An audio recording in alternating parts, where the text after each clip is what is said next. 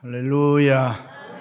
사람이 이 세상을 살아가는 데는 몇 가지 유형이 있습니다. 첫째는 주어진 환경에 따라서 쉽게 살아가는 사람이 있습니다. 남자로 태어났으니 남자로 사는 것이고, 여자로 태어났으니 여자의 옷을 입고 여자로 살아갑니다. 남자니까 장가가고 여자니까 시집가서 아이 낳고 엄마가 되는 것입니다. 집이 필요하니까 집을 사서 살고 있습니다. 왜 살아야 하느냐 물어볼 필요가 없습니다. 주어진 환경에 따라 그저 살아갈 뿐입니다. 두 번째는 목적을 가지고 살아가는 사람이 있습니다. 나는 세상에서 어떤 사람 되어야 되겠다, 어떤 사람의 모습으로 살까 고민하면서 목적을 이루기 위하여 열심히 공부합니다. 열심히 일합니다. 자기의 모든 은사를 동원해서 내가 목표하는 바를 이루기 위해서 최선을 다합니다. 때로는 그 목표 때문에 자신이 고통을 많이 당합니다. 때로는 가족이 희생을 당합니다. 그리고 때로는 그 목적이 이루어졌을 때 성취감이 있습니다. 기쁨이 있고 또 즐거움이 있습니다. 그러나 때로는 허전함과 공허함도 있습니다. 못 이루면 못 이루는 대로 고통과 아픔이 따르기 때문입니다. 세 번째는 자기 존재의 의미를 깨달으면서 타인을 위해서 살아가는 사람이 있습니다. 사명과 보람을 알고 사는 사람입니다. 자신은 언제나 어떤 환경에 있어도 만족하고 행복합니다. 그를 만나는 사람들은 그가 얼마나 복되고 행복한 사람인지를 쉽게 알 수 있습니다. 그가 얼마나 보람되고 가치 있는 삶을 사는지 느낄 수가 있습니다. 그럼에도 불구하고 나는 누군가? 나는 도대체 누구인가? 자기 정체성 때문에, 가치관 때문에 고민을 합니다. 내가 그리스도인이라면 내가 어떻게 사는 것이 정말 내가 믿는 하나님을 기쁘시게 하는 일일까? 내가 어떻게 살아야 옆에 있는 타인을, 사람들을 기쁘게 하는 보람된 가치 있는 삶을 살 수 있을까? 고민하는 사람인, 깨달음이 없고 느낌이 없으면 행복이 없기 때문입니다. 깨닫고 감격이 있어야 행복이 있는 것입니다. 그래서 소크라테스는 점검되지 않은 인생을 사는 사람만큼 어리석은 사람은 없다라고 했습니다. 유능한 선장은 배가 얼마나 빨리 가느냐가 하는 것이 아니라 내가 어느 방향으로 가고 있느냐 살피는 사람을 우리는 유능한 선장이라 그럽니다. 그렇습니다. 우리가 무엇인가를 위해서 땀 흘리고 수고하고 희생하지 않으면 절대로 우리에게 기쁨과 즐거움이 없습니다. 행함이 없으면 기쁨이 없습니다. 예를 들면 우리가 우리 교회를 위해서 수고하고 시간과 노력, 봉사와 정성을 투자한 사람, 그런 사람만이 이 교회를 드나들 때에 행복합니다. 그래서 제가 바빠서 이것도 못하고 저것도 못하고 봉사할 수 없는 사람은 돈이라도 내놓고 가라, 그런 이야기를 합니다. 그런데 돈이 없어서 그런 게 아닙니다. 여러분의 행복을 위해서, 인생의 가치와 보람을 위해서 그렇게 살아야 된다, 그 말입니다. 행복과 축복, 은혜는 주어지는 것입니다. 기쁨과 즐거움은 더불어서 얻어지는 것입니다. 받은 은혜와 행복은 함께 내가 나누어야 되는 것입니다. 내가 수고하여 그 사람이 기뻐하고 행복하게 될 때 나도 기뻐하고 나에게도 행복이 저절로 찾아오는 것입니다. 내가 다른 사람을 기쁘게 하지 아니하고 내가 다른 사람 옆에 있는 사람을 행복하게 하지 않고는 내가 기쁠 수도 없고 행복할 수도 없는 것입니다. 저 여자 얼굴은 예쁜데 살이 좀 빠졌으면, 저 형제는 멋있는데 성질이 개떡 같다, 사람은 괜찮은데 배가 나왔다, 키가 좀 작다. 어때요? 우리가 그렇게 살지 않나요? 어떤 노총각이 결혼 상대를 위해서 기도합니다. 공부, 인격, 가정, 외모, 믿음 다 좋고요. 그런데 키가 좀 작다. 하나님의 응답이 왔습니다. 나도 그런 사람 못 찾겠다. I, my, me. 어떻게 해서든지 나만 행복하면 된다, 나만 좋으면 된다는 생각, 그것이 나를 불행하게 만듭니다. 요즘 시대는 남자는 약해지고 여자는 강해집니다. 드라마를 보아도 여자가 남자한테 얻어맞는 시대는 이미 지나가 버렸습니다. 여자가 오히려 남자를 때립니다. 나만 아는 사람, 절대로 이 세상에서 행복할 수 없습니다. 그러므로 내 마음이 변해야 내 삶의 모습이 달라지는 것입니다. 그런데 내 마음이 변하기 위해서는 내 인생의 주인이 십자가에 죽으시고 부활하신 예수 그리스도이신 것을 분명하게 알고 믿어야 되는 것입니다. 지금까지 낙심과 절망이 나를 억누르고 내가 이 세상을 살아갈 때 힘이 들어 한숨으로 살았으면 그 낙심, 그 절망을 끄집어내어서 예수 그리스도의 십자가에 못 박아야 되는 것입니다. 원망과 불평이 내 인생을 지배했으면 이제는 멈추고 그것도 십자가에 못 박아야 되는 것입니다. 게으름과 나태, 미움과 증오도 십자가에 다 못 박아야 됩니다. 나의 주 나의 하나님 보다가 내가 이 세상에 그 어떤 것이든 간에 더 사랑하고 내가 더 귀하게 여겼으면은 그것들도 끄집어내어서 이제는 내가 믿는 예수 그리스도 십자가에 못 박아야 합니다. 믿습니까? 그래야 우리가 달라지는 것입니다. 그래야 우리가 변화하는 것입니다. 일찍이 바울은 내가 그리스도와 함께 십자가에 못 박혔나니, 십자가에 못 박히는 순간에 우리의 새로운 자아가 태어나는 것입니다. 달걀이 깨어지면 병아리 되는 거고 누에가 고치를 벗으면 나비가 되는 것입니다. 나의 옛날 자아가 깨지면은 나는 하나님 앞에서 새로운 피조물이 되는 것입니다. 그런즉 누구든지 그리스도 안에 있으면 새로운 피조물이라. 보라, 이전 것은 지나갔으니 새 것이 되었도다. 할렐루야. 옛날 유대 나라 땅에는 포도주를 많이 담그어 두었다가 잔치 때가 되면은 손님에게 대접을 했습니다. 그런데 그 당시에는 오늘날 같이 포도주 병이 있어서 포도주를 담그어서 몇백 년, 몇십 년, 아니면 몇 년을 담가 두는 것이 아니라 가죽 부대에 담아서 보관을 했습니다. 그런데 그 가죽 부대는 오래되면은 여러분이 잘 아는 대로 신축성이 없기 때문에 발효성이 강한 새 포도주를 넣으면은 그냥 터져버린. 그래서 새 포도주는 새 부대를 반드시 사용해야 합니다. 그래서 오늘 예수님께서도 오직 새 포도주는 새 부대에 넣으라. 옷을 기울 때도 헌옷으로 새게 기우면 안 된다, 그 말이에요. 오히려 새 것이 떨어진다, 그 말이에요. 다시 말해서 이 말씀은 비유로 새로운 복음으로서의 포도주는 언제나 새로운 그릇에 담아 두어야 된다. 그렇습니다. 복음은 변화와 새로움이 뒤따라야 합니다. 복음을 담고 있는 우리 마음도 우리 가정도 날마다 새로워져야 됩니다. 예수를 믿는다는 것 자체가 새로움을 가지고 오는 것입니다. 복음을 담고 있는 교회도 날마다 새로워져야 되는 것입니다. 교회가 구태의연하게 전통에 붙잡혀 있으면 안 되는 것입니다. 그래야 새로운 복음을 담을 수 있고 하나님이 주시는 새로운 은혜와 축복을 우리가 받을 수 있는 것입니다. 그것이 하나님이 우리에게 요구하는 것입니다. 일찍이 시편 기자는 모든 것을 새롭게 하시는 하나님을 내가 찬양한다 그랬습니다.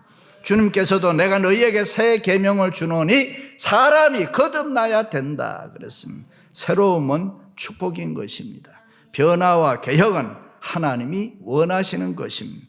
그러므로 우리는 새로워져야 됩니다. 우리는 반드시 변화돼야 되는 것입니다. 하나님의 진리에 순종하며 연단을 받으며 온전해지도록 애를 써야 되는 것입니다. 이것이 그리스도인의 완전성이라고 이야기합니다. 믿으시면 아멘. 초대 교회가 현대 교회와 오늘날 다른 것이 있다면 그들은 열심히 있었습니다. 그래서 그들을 세술에 취한 사람들이라고 불렀습니다. 우리가 믿는 하나님은 구약에서도 신약에서도 열심의 하나님으로 표현되어 있습니다. 무엇보다도 하나님을 믿는 우리는 열심히 살아야 되는 것입니다. 우리를 새롭게 하기 위해서는 열심히 살아야 됩니다. 하나님을 믿는 믿음 생활도 우리가 새롭게 열심히 해야 됩니다. 하나님을 믿는 믿음에 열심히 있어야 나를 변화시키는 것입니다. 열심히 믿고 일할 때에 이 세상에 구애받지 않습니다. 최선을 삶을 살기 때문에 인생이 저절로 변하게 되는 것입니다.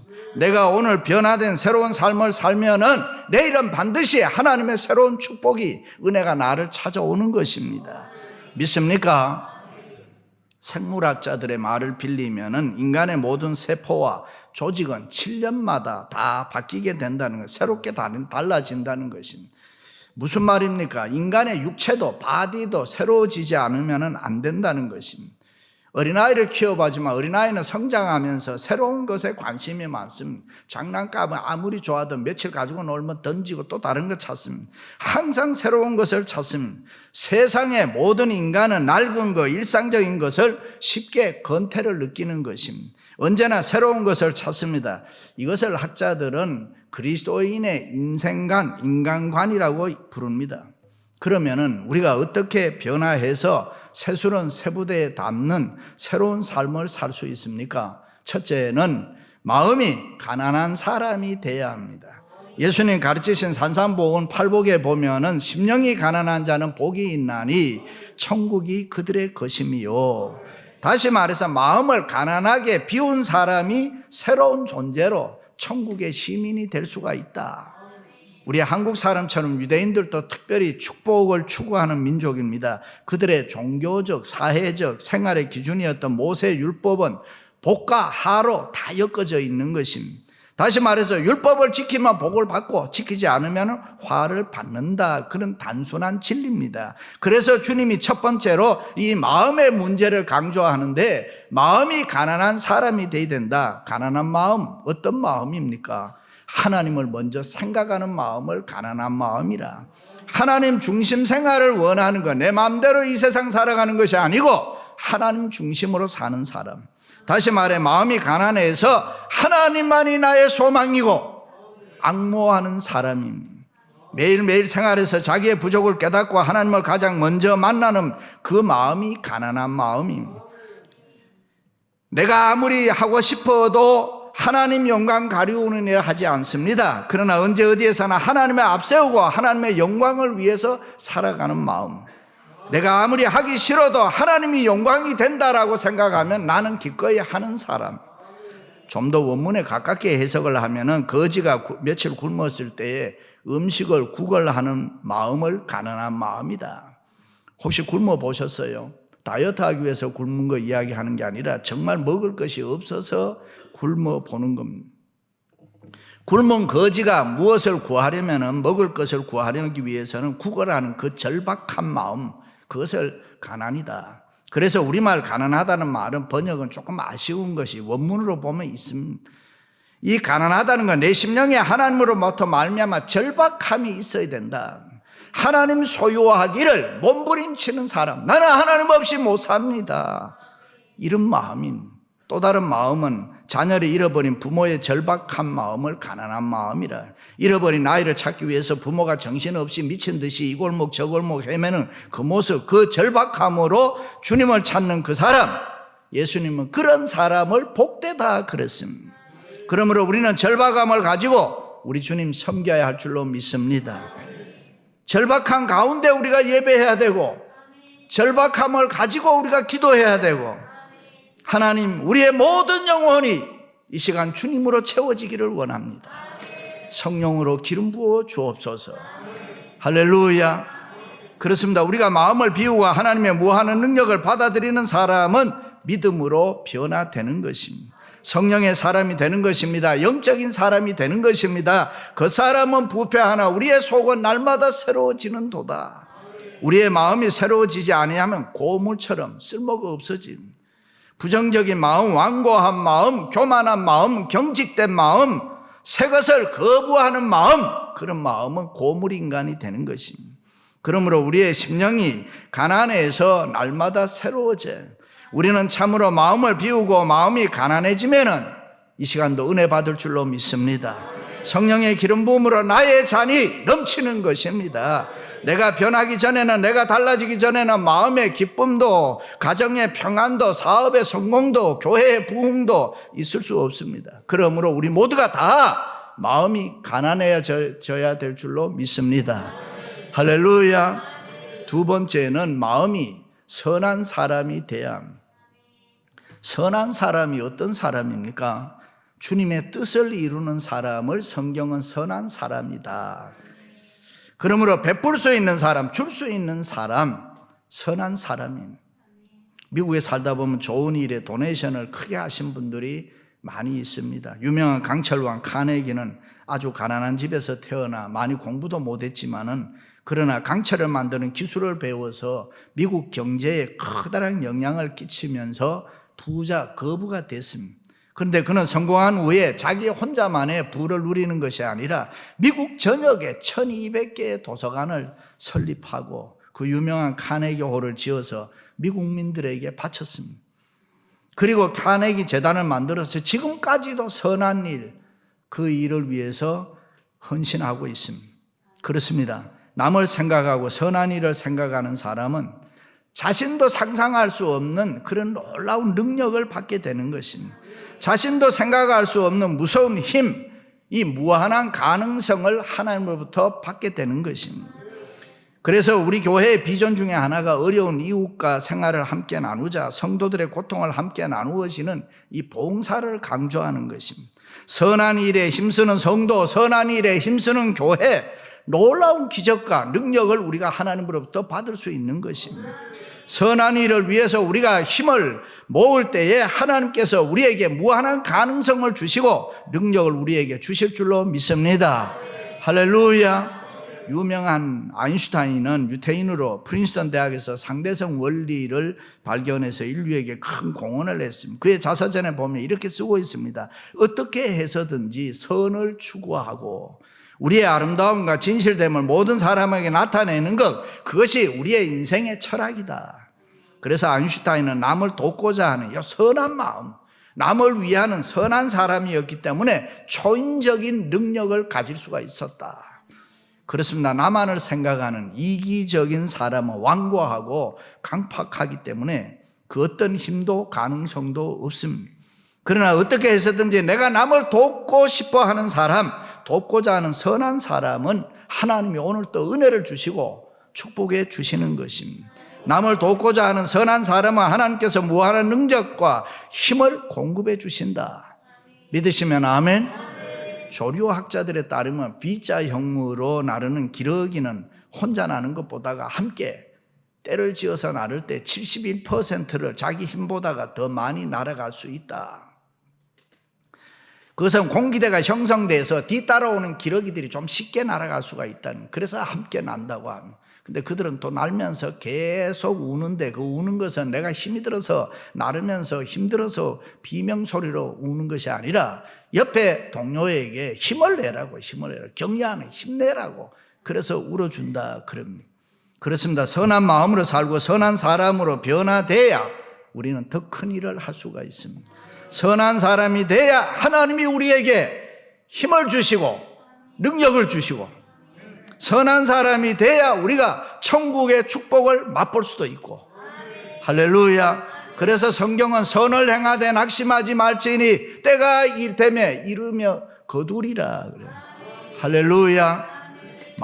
마지막으로는 마음이 희생하는 사람이 돼야 합니다. 사도 바울은 디모데에게 사람이 이 세상에 태어나서 훌륭한 사람이 되기 위해서는 바이탈리티, 박력이 있어야 된다. 벤처, 모험이 있어야 된다. 비전, 꿈과 희망이 있어야 된다. 그런데 여기에 박력, 모험, 꿈 이런 거는 다 뭐를 전제하느냐? 희생을 전제하는 것입니다. 누구나 희생할 때 사람이 새로워질 수 있습니다. 불타는 소원을 이루기 원하는 사람은 누구보다가도 먼저 희생해야 됩니다. 꿈을 가지고 희생으로 노력하는 사람은 이 세상에 살아가는 동안에 남이 하지 못하는 위대한 일을 할 수가 있습니다. 할렐루야.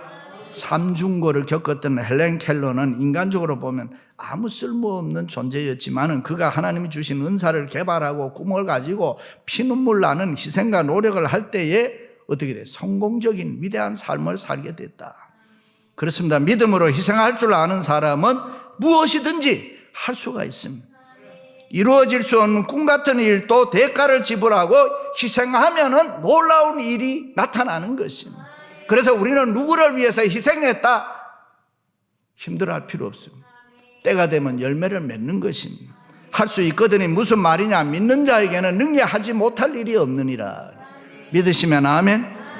그렇습니다. 우리 모두는 받은 은혜가 많은 사람입니다. 믿습니까? 그러므로 하나님의 교회를 위해서 희생하세요. 성공을 위해서 여러분 희생하세요. 가정을 위해서 희생하시고 자녀를 위해서 희생하세요. 그래야 놀라운 일이 나타나는 것입니다. 예수 믿는다는 것 긴 설명 필요 없습니다. 희생하는 사람 믿습니까? 좀 더 신학적으로 얘기하면은 예수님이 계신 그 현장을 찾아가야 된다 그 말.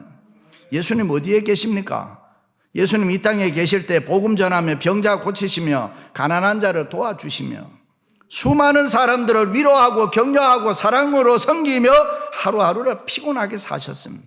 새벽이면 한적한 곳에 가서 기도했다. 할렐루야.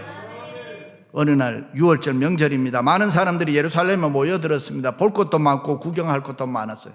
촌 사람들이 서울에 가면은, 서울 가면은 볼 것도 많고 구경할 것도 많은 것처럼 이런 때에 예수님은 뭐 했느냐? 명절에, 6월절에 고민했어요. 깊은 생각을 했습니다. 이 많은 사람 중에 가장 외롭고 고독한 사람이 누굴까? 생각한 끝에 찾아간 곳이 베데스다 연못입니다. 그리고 그곳에서 38년 된 병자를 만납니다. 그에게는 가족도 친척도 친구도 없습니다. 아무런 여망도 없습니다. 전설에 의하면 물이 동할 때에 들어가면 자기의 병이 고침받을 수 있다는 그 생각 하나로 38년 살아온 사람, 그 사람을 예수님께서 만나 주신 것입니다. 그것이 예수님의 모습입니다. 예수님은 가장 외로운 자와 함께 했습니다. 사랑을 필요로 하는 자와 함께 했습니다. 죄인과 함께 하셨습니다. 세리집에 가서 잡수셨습니다. 거기서 오는 불이익이 많았습니다. 불쌍한 사마리아 여인을 만나 주었습니다. 십자가도 혼자 지셨습니다. 거기서 제자들 없었기 때문에 예수님의 능력, 예수님의 기쁨, 사랑, 영생 함께 누릴 수 없었습니다. 스데반이 예수님과 함께 죽었을 때에 바울이 엄청난 역사를 이루게 되는 것입니다. 예수를 믿는다는 것, 예수님의 제자 되는 것을 말합니다. 공관복음에 보면은 12제자를 예수님의 제자다라고 이야기합니다. 그러나 사도행전에 가면은 제자라는 말이 정기독교인들, 예수를 믿는 그리스도인들을, 우리들을 다 제자라. 다시 말해서 현장성을 말하는 것입니다. 그러므로 현실적으로 예수님 계신 곳에 우리가 가야 되는데 그게 희생입니다. 다시 말해 내가 남을 위해 죽어질 때 나도 살고 남도 사는 이치라. 희생하는 마음으로 예수님 계신 곳에 있어야, 예수님 죽으신 곳에 내가 죽어야 역사가 일어난다. 할렐루야. 그냥 내가 있는 곳에서 주님 계시기를 바라지 마세요. 이제는 우리가 희생하는 마음으로 주님 계신 곳으로 가야 된다 그 말이지. 나 자신만을 위하여 살던 삶을 중단해야 됩니다. 과감하게 멈추어 서서 생각을 한번 바꾸어 봐야 됩니다. 방향을 바꾸시기를 바랍니다. 예수 믿는다는 것 도대체 뭔가 고민해 보시기를 바랍니다. 예수 믿는다는 것, 내가 희생하는 것, 손해보는 것이 없으면 절대로 좋은 그리스도인이 될 수가 없습니다. 믿습니까? 오늘 우리 1부 예배 마친 후에 세계 선교센터 만들어 선교에 계시는 김순환 목사님 네 분이, 이거는 번역 여기 없어, 원고에, 그 어려운 가운데서 하루에 20불씩 헌금해가지고 봉투 1000개 2박스를 가지고 오셨더라니까요. 장학금으로 써달라고 그렇게 해요. 우리 교회가 좋은 교회라는 것은 이렇게 희생하는 분들이 많다. 여러분, 1000일 동안에 하루에 20불씩 내가 쓸까 안 쓰고 못 두어봐. 그게 쉬운 일인가? 그렇지 않다니까요. 참으로 대단한, 희생 없이는 할 수 없는 일이에요. 그렇습니다. 우리는 예수 믿는 스티그마타, 흔적을 가지고 살아야 됩니다. 이제는 희생하는 마음으로 타인을 위해서, 타인의 기쁨과 행복을 위해서 한번 살아보시기 바랍니다. 나야 어떻게 되든지 옆에 있는 당신이 좋아하면 그렇게 한번 살아보시기를 바랍니다. 그 속에서 주님을 만나게 될 것이고, 그런 가운데서 하나님의 은혜와 축복을 경험할 수 있을 것입니다. 그렇게 살아오신 분들이라면 후회하지 마세요. 나는 일생 동안 희생하고 살아온 사람이다. 그 사람에게는 열매가 풍성하게 맺혀질 날이 곧 다가올 것입니다. 사랑하는 성도 여러분, 가난한 마음, 선한 마음, 희생하는 마음으로 살아가시기를 주님의 이름으로 축원합니다.